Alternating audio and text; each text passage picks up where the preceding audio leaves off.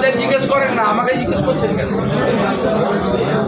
আমি তো রাজ্যের বিরোধী দলনেতা, বিরোধী দল করার জন্য আক্রান্ত বলে আমার যে কর্তব্য পালন করছি, আজকে নতুন 3.5 বছর ধরে আমি এই কর্তব্য পালন করছি এবং অনেকেই ভেবেছে যে আমি ভেবে যাবো, ভেবে যাবো চেষ্টা করছি।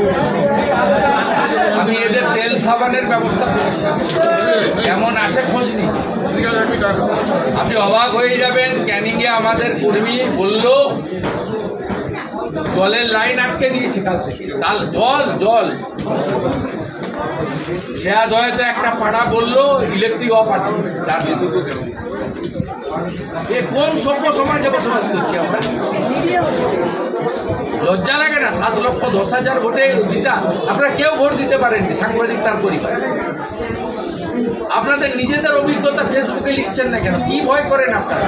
মৃত্যু তো একদিন হবে, মৃত্যু তো দুবার হবে না। কোনো সাংবাদিকের পরিবার ভোট দিতে পারেননি আপনারা ডায়মন্ড হারবার, হয়তো ওনাকেই দিতেন, লক্ষ্মীর ভাণ্ডারে জয়গান গাইতে গাইতে হয়তো দিতেন কেউ, কিন্তু তাকে সে সুযোগও দেন, কোনো লোক ভোট দিতে পারেন। তার আগে বলে দিয়েছে সরিয়ে দেন।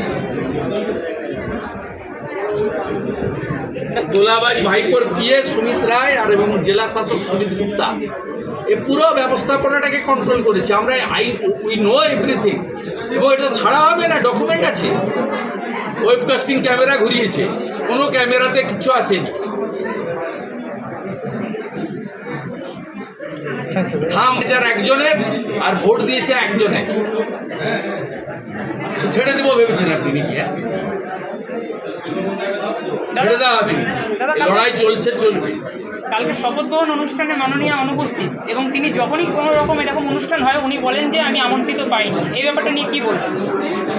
উনি বলেন যে আমি আমন্ত্রিত পাইনি, এই ব্যাপারটা নিয়ে আপনি কি বলছেন? আমি অত্যন্ত খুশি ও না যায়, মোদির যে শুরুটা খুব ভালো হয়েছে, ওইটা গেলে শুরুটাতে একটু ঘুরতে গেছে।